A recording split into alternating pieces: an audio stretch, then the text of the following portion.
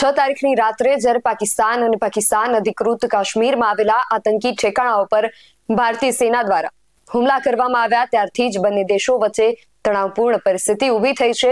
દરરોજ આ બાબતને લઈને કેટલાય સમાચારો સામે આવી રહ્યા છે. એવામાં 9મી મેની રાત્રિથી 10મી મેની સવાર સુધી સરહદ પર જે કઈ ગતિવિધિ થઈ હતી તેને લઈને ફરી સેના દ્વારા પત્રકાર પરિષદના માધ્યમથી માહિતી આપવામાં આવી હતી. સેના દ્વારા આ પરિષદમાં શું માહિતી આપવામાં આવી, શું છે સરહદની સ્થિતિ, જાણીએ અહેવાલમાં. જય હિન્દ. બે સાયન્ટિફિક ન્યૂઝ પર આપની સાથે હું છું નિધિ ગઢવી.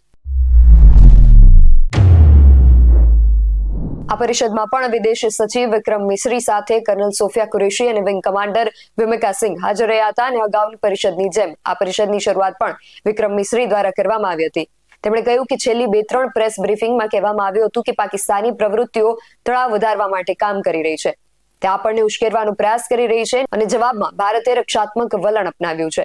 આજે સવારે ફરી એકવાર પાકિસ્તાને ઉશ્કેરણીજનક અને તણાવ વધારનારી કાર્યવાહી કરી છે. આગળનો દોર કર્નલ કુરેશીએ સંભાળતા માહિતી આપી કે પાકિસ્તાની સેનાએ પશ્ચિમી મોરચા પર આક્રમક પ્રવૃત્તિઓ ચાલુ રાખી છે.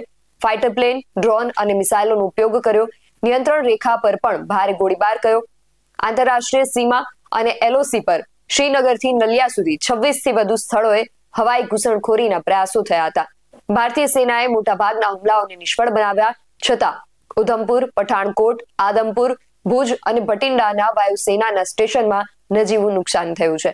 પાકિસ્તાને હાઈ સ્પીડ મિસાઇલ છોડીને 1:40 વાગ્યે પંજાબ એરબેઝ પર હુમલો કરવાનો પ્રયાસ કર્યો.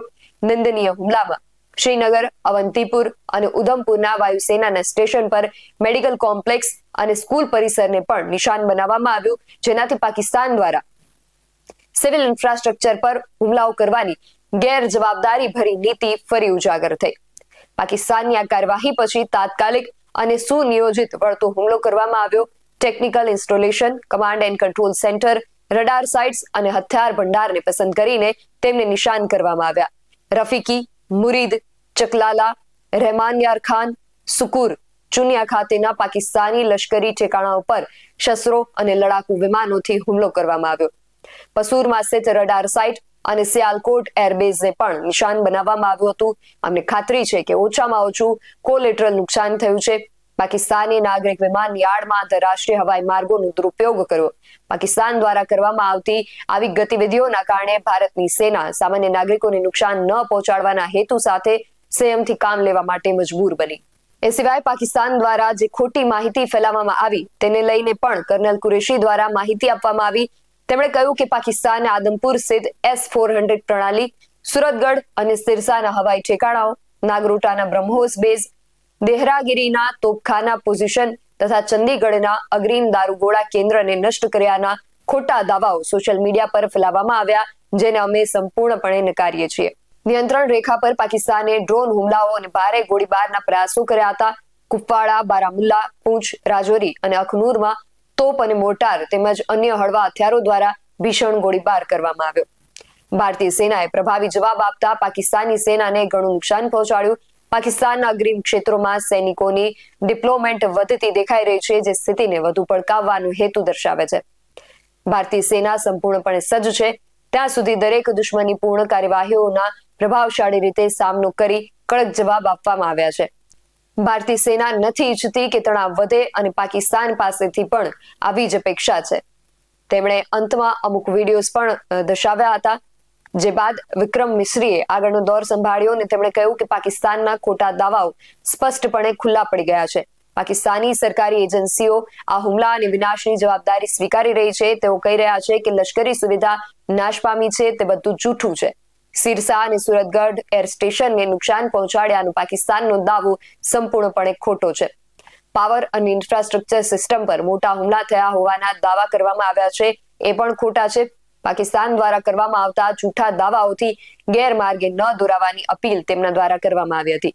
પાકિસ્તાન સતત નાગરિકો અને નાગરિક ઇમારતોને અને એમાં પણ ખાસ જમ્મુ કાશ્મીર અને પંજાબમાં નિશાન બનાવી રહ્યું છે. ભારતમાં સાંપ્રદાયિક વિવાદ ઉભો કરવાનો પણ પ્રયાસ કરવામાં આવી રહ્યો છે.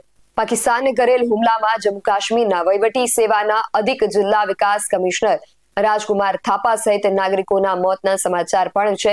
ઇમારતોને નુકસાન થયું છે. ફિરોઝપુર અને જલંધરમાં અમુક નાગરિકો ઈજાગ્રસ્ત થયાના પણ અહેવાલ છે. વિદેશ સચિવ વિક્રમ મિશ્રીએ કહ્યું કે દાવો પણ ખોટો છે કે ભારતીય મિસાઇલો અફઘાન સુધી પહોંચી છે. અફઘાનના લોકોને કહેવાની જરૂર નથી કે કયા દેશે સિવિલિયન ઇન્ફ્રાસ્ટ્રક્ચરને છેલ્લા 1.5 વર્ષમાં નિશાન બનાવ્યું છે. ભારત પાકિસ્તાન સરહદ પર હાલ જે સ્થિતિ ઊભી છે તેને લઈને સચોટ અને માત્ર સત્ય સમાચાર આપના સુધી પહોંચાડવાનો પ્રયાસ અમારી ટીમ દ્વારા પણ કરવામાં આવી રહ્યો છે. સરકાર તરફથી પણ સતત સૂચનાઓ આપવામાં આવી રહી છે કે સોશિયલ મીડિયાના માધ્યમથી તમારા સુધી પહોંચતા દરેક સમાચાર પર વિશ્વાસ ન કરવો, તેને વિશ્વસનીય માધ્યમો પર ક્રોસ વેરીફાઈ કરવા અને સરકાર દ્વારા જારી કરવામાં આવતી તમામ ગાઈડલાઇન્સનું ચુસ્તપણે પાલન કરવું, જેથી કોઈ પણ પ્રકારના નુકસાનથી બચી શકાય. સરહદની સ્થિતિના સચોટ સમાચાર સાથે ફરી મળીશું. તમે મારી YouTube ચેનલને સબસ્ક્રાઇબ કરવાનું અને એમને Facebook અને Instagram પર ફોલો કરવાનું ભૂલશો નહીં. બાકી અવનવી અપડેટ્સ માટે આપ જોતા રહો BSN TV ન્યૂઝ. નમસ્કાર.